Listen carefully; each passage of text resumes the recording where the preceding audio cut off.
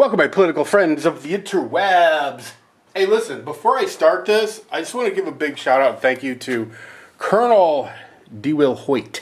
If you're not subscribed to D. Will Hoyt, you should be. Thank you, Colonel, for sending Krista the 50 rounds of hand reloads for her to practice with, because she definitely needs some practice. Anyway, thank you, Colonel. I haven't told her that you sent her that ammo yet, but I will soon. Anyway, I just wanted to thank you personally. All right, listen, I know there are a lot of people right now that are probably thinking to themselves, okay, here we go. The Colonel Hunter, is going to start busting some union balls, because you know how much I thoroughly enjoy that. But that's not what this video is going to be about. There are plenty of videos about me busting union balls, especially the union that represented the hostess employees right out of a job. You know, but you know what? My good buddy Van, never enough guts. He actually deserves to have something. I need to throw him a bone.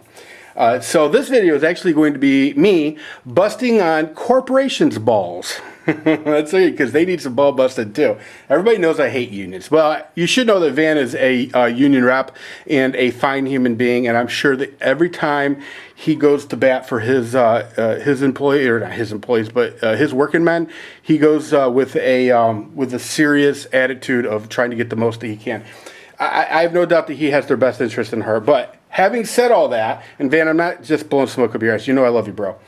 However, having said that, I did not call you back because I have been busier than a one-legged man in an ass-kicking contest lately. But you were definitely at the top of my list of people to call back. All right, here we go. Minute 48 into this.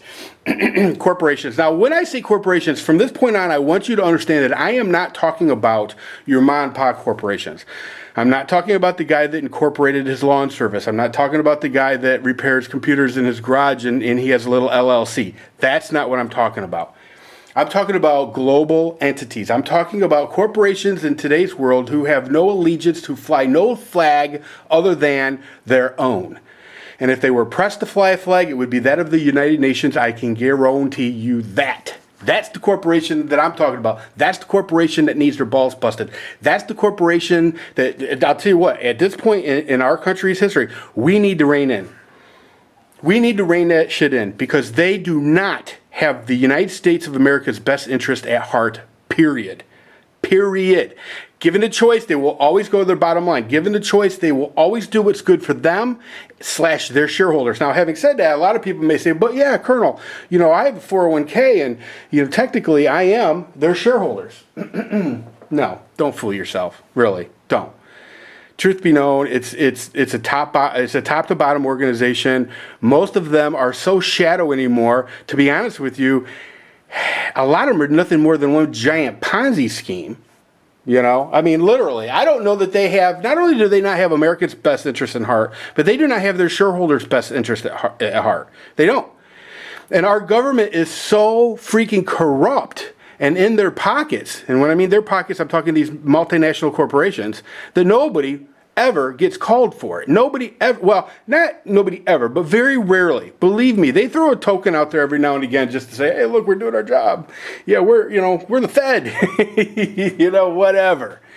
You know, and listen, corporations that do their business in the United States, corporations that have built their businesses in the United States and have become these giant behemoths, at some point, every single one of them make a decision.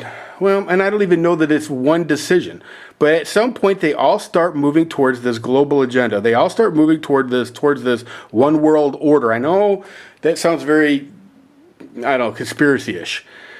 But let me give you some examples of what I'm talking about. There was a time in this country when Americans were Americans. Americans loved their country, period. And corporations would not necessarily do anything that harmed their country. It was country first. God, family, country. Didn't matter if you're the CEO of a company or the local leader of the Boy Scout troop. You felt that way. That's how you felt.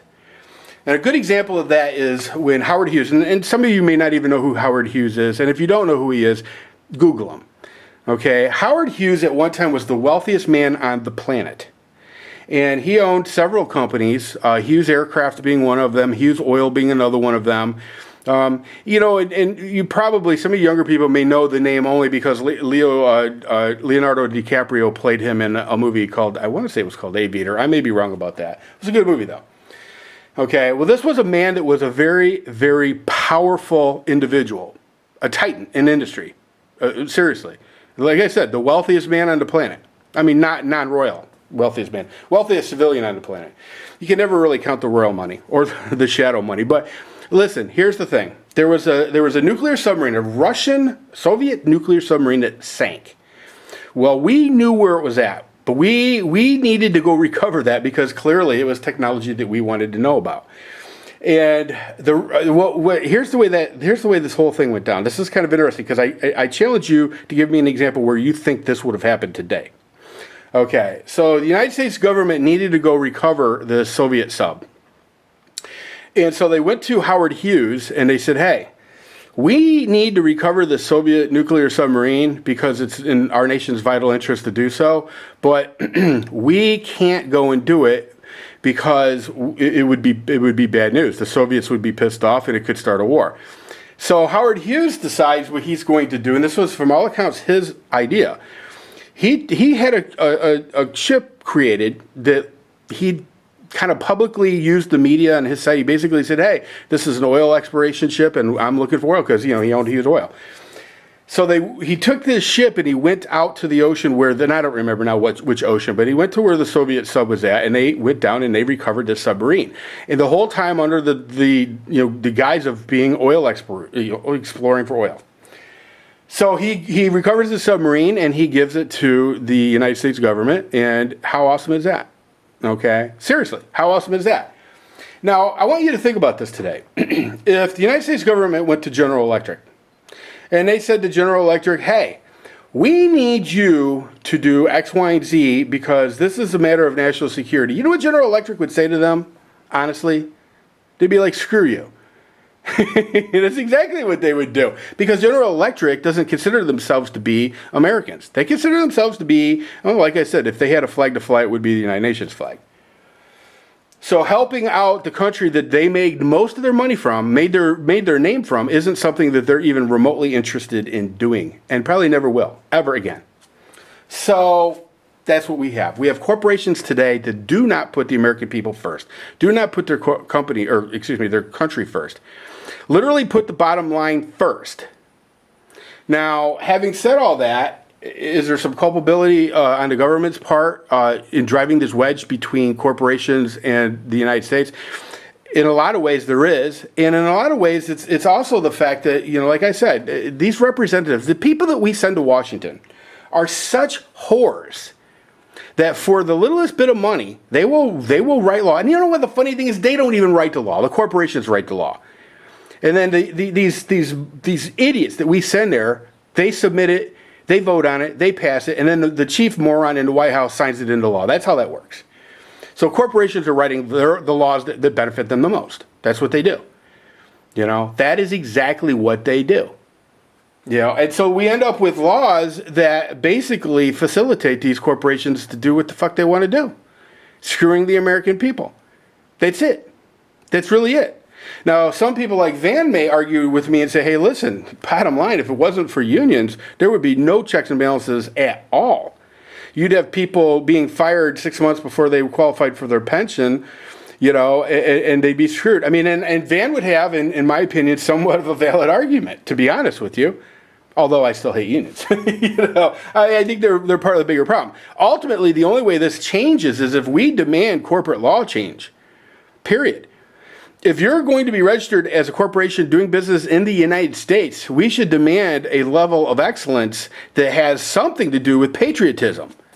Now, I know there are people like, well, you can't force companies to be patriotic. Well, you know what? If they want to do business here, maybe they should put their country first.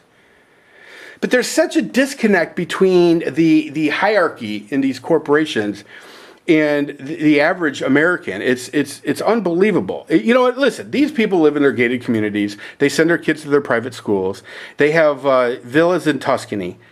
I don't know truthfully that they may have been born, raised, and educated in the United States, but at some point, I just don't think that they have any kind of loyalty towards this country whatsoever. And they're raising children that don't either. And by the way, it's funny, quick story.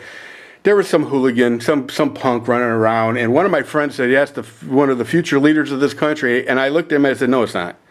The future leaders in this country are going to private prep schools like Choate. They're not out here hanging out on the ball court at the corner of Lasky and Termainsville. That's just, he is not the future leader of this country. It's a closed club now. Unless you create your own wealth, it's a closed club. So, having said all that, I don't know. Let me know in the comment section what you think. I personally think corporations today, these multinational corporations today, are in a word, evil. In another word, unpatriotic. So what do? I don't know. Let me know in the comment section what you think we should do or what you think we can do. I mean, obviously, we need to start doing a better job of letting our elected officials understand that, you know what? They work for us. They work for us. Sadly, though, most Americans are sheeple. Most Americans basically are led by the nose, literally. They're told who to vote for. They're manipulated in the press. Understand this. Listen, the major news agencies, let's say, for example, NBC News, we're talking about what they're partially owned by General Electric. And at one time, they were wholly owned by General Electric, if I remember right. So it's a little self-serving for General Electric, when MSNBC tells you to vote for whoever. Anyway, let me know in the comment section. That's all I got for you. Yeah, Twinkies, they're back. I'm actually going to do a Twinkie review right now. You know what? I'm gonna have to cut this one off, and then I'll come back to do a Twinkie review. God knows my fat ass don't need to eat any Twinkies, but hey, they're back. All right, see ya.